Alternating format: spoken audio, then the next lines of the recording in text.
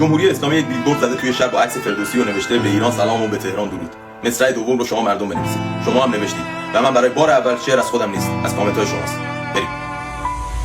به ایران سلام و به تهران درود، چه خوش بود که آخوند و ملا نبود. به ایران سلام و به تهران درود، نه من نه وطن حقمان این نبود.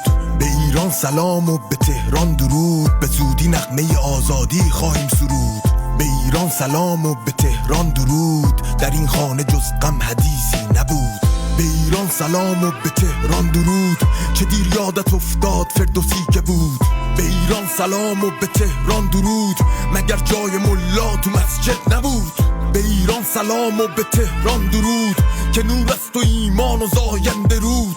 به ایران سلام و به تهران درود، که مسئول آن اهل ایران نبود. به ایران سلام و به تهران درود، که نور است پس ظلمت آید چه زود. به ایران سلام و به تهران درود، چرا قبل جنگ نام ایران نبود.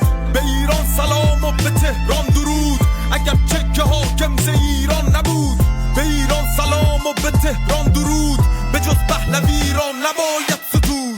به ایران سلام و به تهران درود، به آزادی آبادی و مهر و جود.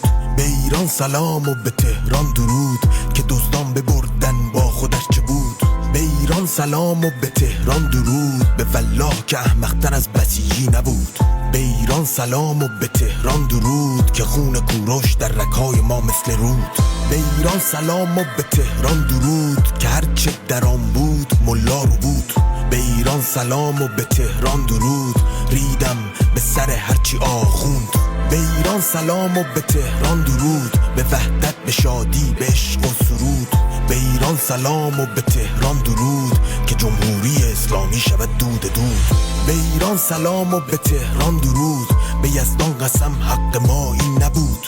به ایران سلام و به تهران درود، آن همه اعدام زندان بهر چه بود.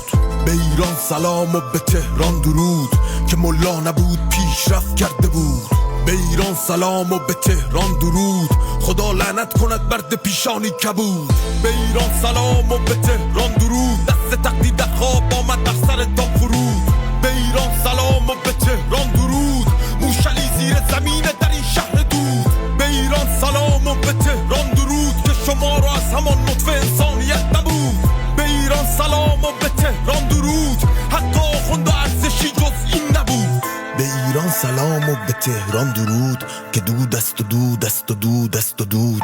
به ایران سلام و به تهران درود، اومدم شعر رو تکمیل کنم ولی برق نبود.